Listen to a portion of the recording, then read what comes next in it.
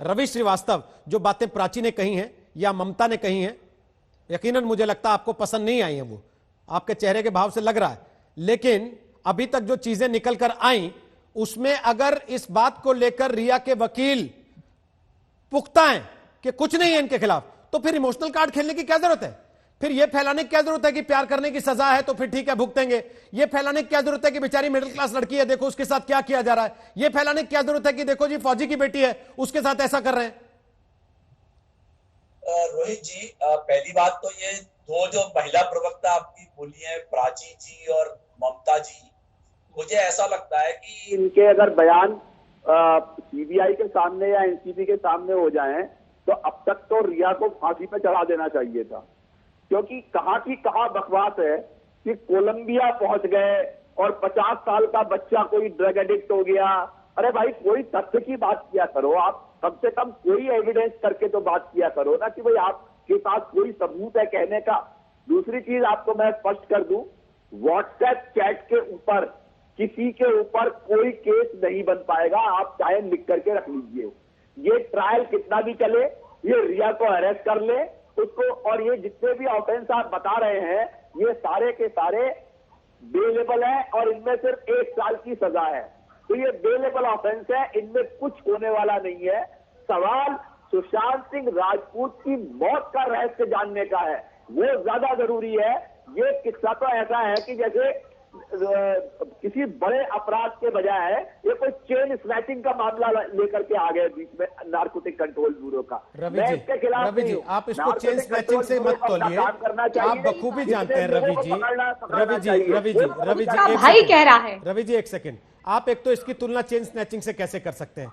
आपको drug peddling और chain snatching में कोई अंतर नजर नहीं आता? आपको लगता है ये इतनी सामान्य बात है इसीलिए मुंबई पुलिस ने इसको नजरअंदाज कर दिया था? किसी को ड्रग दे दीजिए या जहर दे दीजिए, मार दीजिए और कहिए कि भैया वो तो लड़की है। कोई आतंकवादी या कोई किलर लड़का या लड़की होता है? एक एक करके बोलते हैं ना, एक एक करके। प्राची एक एक करके बोलते हैं, पहले वो पूरा कर लें फिर आप बोलिएगा। वो पूरा कर लें। रवि जी बात पूरी हो गई आपकी?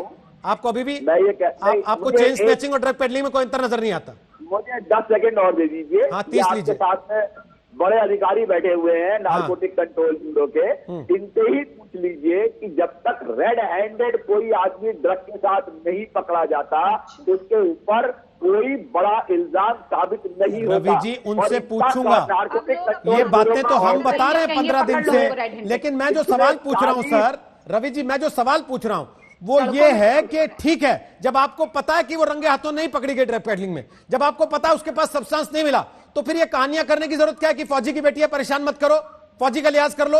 ये कहानी करने की क्या जरूरत है कि मिडिल क्लास बच्चे को परेशान कर रहे हैं? ये कहानी करने की क्या जरूरत है? प्रेम करने की सजा मिल रही है तो फिर यही सही, क्यों इमोशनल कार्ड खेल रहे हैं? खुद ड्रग लेता है। आप FIR में लिखवा दो कि 15 करोड़।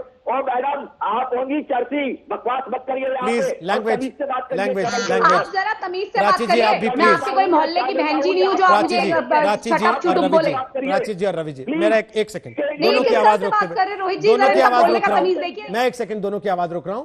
प्राची जी बात सुन लीजिए, उसके बाद बात करते हैं आगे। पहले बात सुनिए मेरी, एक एक करके बोलेंगे और मुझसे बात कीजिए, एक दूसरे से बात मत कीजिए, बेहतर रहेगा। मैं उमाकांत जी आपसे सवाल पूछ रहा हूं, एग्रीड कि उसके पास अभी तक सब्सटेंस मिलने की पुष्टि नहीं की है किसी एजेंसी ने? उमाकांत जी हो सकता है उस मामले में उतनी सजा ना हो, लेकिन क्या इस संभावना को अभी खारिज कर दें कि ड्रग का मौत से कोई लेना देना नहीं था? क्या इस संभावना को अभी से खारिज कर दें जो प्राची उठा रही है कि उनको ड्रग की लत लगाई गई? बोलिए उमाकांत जी। देखिए रोहित जी, मैं एक छोटा सा करेक्शन करना चाहूंगा। मैं एडिशनल डायरेक्टर नहीं था, मैं असिस्टेंट डायरेक्टर था एनसीबी में जी। सो ये काइंडली नोट किया जाए। जहाँ तक आपकी सवाल की जवाब है, मैं ये कहूँगा कि देखिए जब तक इन्वेस्टिगेशन एक मल्टी एंगल से एक साथ साइमल्टेनियसली चलता है, एक इमीडिएट रस कोई अगर डिसीजन लेना अभी जायज़ नहीं होगा। सीबीआई कर रही है उसकी मौत की एंगल की जांच, एनसीबी कर रही है जो इसमें जो ड्रग्स एंगल था उसकी जांच। दोनों अलग अलग दायरे हैं, अलग अलग स्पेशलिटी है, लेकिन कितना तक ये ड्रग एंगल मौत की एंगल से रिलेटेड था ये आगे जाके ही पता लगेगा।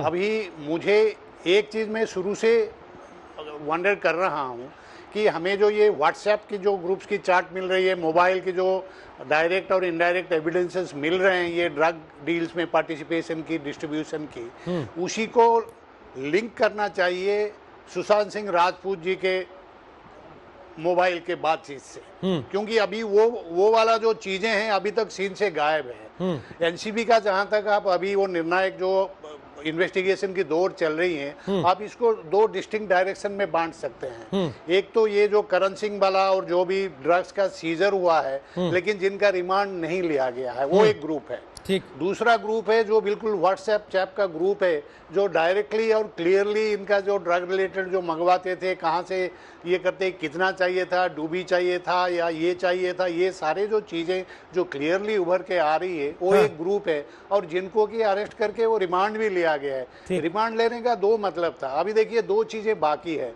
और हमारे जो साथियां पहले कमेंट कर रहे थे पोजीशन नहीं मिला है अभी तक। पोजीशन अभी तक ड्रग का जो रिकवरी है अभी इम्पॉसिबल है, क्योंकि 2 महीने का जो डिले हुआ है शुरू में वो वाइटल था, क्योंकि अभी तक जो ड्रग का इतना सारे हाइप हो गया उसके बाद में तो सब जो भी है वो सब डिस्ट्रॉय कर चुके हैं evidence, right from the drugs to other physical evidences. अभी जो रिमांड की जो पूरा मतलब था, अभी दो चीज़ें डिस्टिंक्टली एनसीबी उसी का कर रही है और करेगी भी। एक है जो ये आपका जो फॉरेंसिक डाटा एनालिटिक का जो कर रही हैं, दो चीज़ें करनी, forensic data analytic, forensic drugs analysis. ठीक। अभी जो पोजीशन जो रिकवरी नहीं हो रहा है उसी में एक एंगल और बढ़ गया है कि ये जो ग्रुप है, अभी हम अगर उसको स्मॉल क्वांटिटी के अंदर में हम अगर डालना चाहेंगे तो उसका जो पनिशमेंट है या तो 6 महीना है या 1 साल है। ठीक है। उसके बाद जो कंजम्पशन वाला जो हिसाब है, जब तक आप इनके टेस्ट नहीं लेंगे तब तक ये पता नहीं लगेगा कि ये कंज्यूम कर रहे थे या नहीं कर रहे थे। ठीक सर।